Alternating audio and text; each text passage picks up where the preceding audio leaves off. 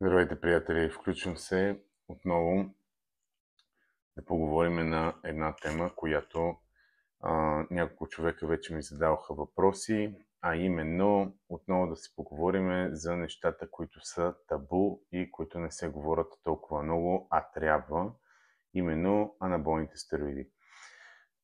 Така, въпросът, който няколко пъти съм получавал и до сега не съм отговарял на него, е именно каква е разликата между това да започнем анаболен цикъл стил пирамида или едно и също количество да се стартира от началото до края. Така, разликата е следната, че когато сте опитен трениращ и използващ анаболни стероиди, вие предимно би трябвало да правите мостове между циклите. А именно така се явява целогодишно да не спирате взимането на тестостерон. Следователно, при тази методика, при този начин е по-подходящо да се стартира с едно и също количество в началото до края на цикъла, ако е един и същи препарат или комбинация от някакви такива.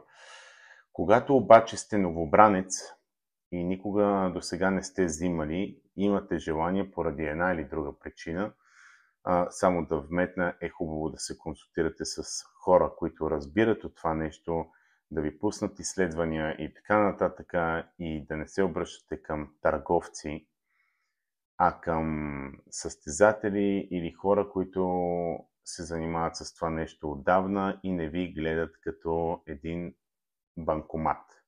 Така, за тези новобранците е хубаво да започнат анаболния цикъл пирамидално, което ще рече и каква е идеята на това нещо. Когато сложите, примерно да кажем 250 мг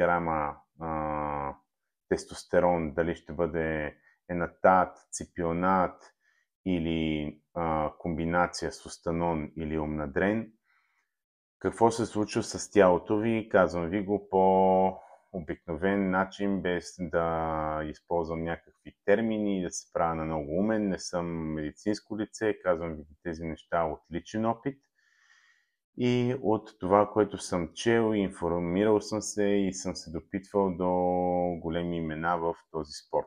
Така, какво се случва? Когато вкарате външен тестостерон, мигновенно вашето производство на тестостерон започва да намаля. Защо? Защото в организма имате тестостерон, който вие произвеждате. Когато вкарате отвън, какво се случва с тялото? То разчита, че има по-високи нива на тестостерон и следователно вашето производство на тестостерон започва да не се произвежда толкова много до момента, в който не трябва обаче да го допускате това нещо, вашето собствено производство на тестостерон да спре.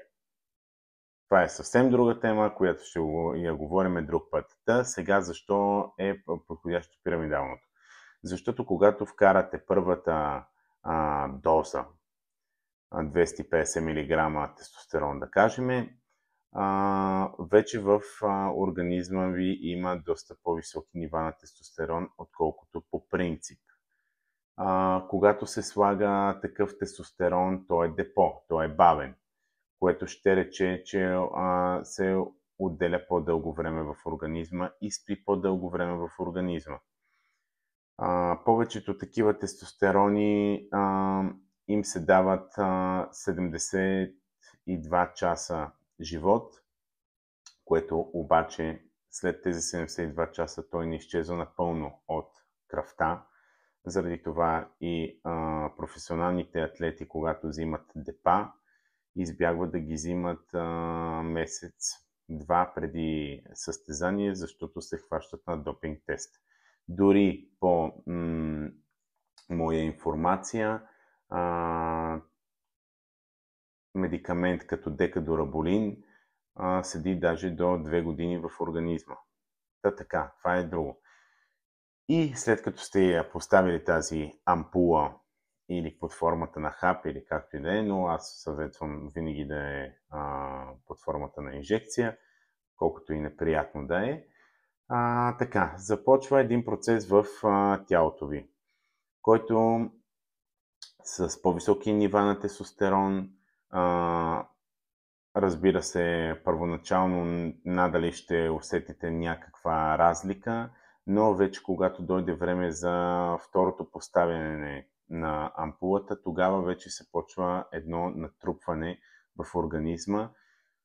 И идеята е, когато се прави пирамидално, е постепенно да се дига дозата, за да може натрупването на тестостерон, външния, да става постепенно и това нещо да избегнете страничните ефекти от високите дози, което и следователно ще може сами да усетите и плюсовете, и минусите, защото когато вкарате, да кажем, стартирате за първи път анаболен цикъл и слагате 3 пъти в седмицата бавен тестостерон, понеделник, сряда или петък, да кажем, по 250 мг, доста вероятно е по-бързо да си запушите рецепторите, дори да взимате протектори за това нещо. Прекалено голям шок за организма е такива големи количества. Така че това нещо, което ви съветваме, ако за първи път ще употребявате такива медикаменти, правете го. Първо се информирайте добре. Второ, пуснете си изследвания. Трето, вземете качествен продукт. Четвърто, наблюдавайте какво се случва с тялото ви и е хубаво по средата на анаболния цикъл отново да си пуснете изследвания за тестостерона, да видите как влияе външния на вашия собственото производство и външния тестостерон и така да имате наблюдението на това, което се случва с вас, защото пак ще кажа, няколко път съм го повтарял и сега ще го кажа пак. Това не е шега работа. Имайте го в предвид. До скоро!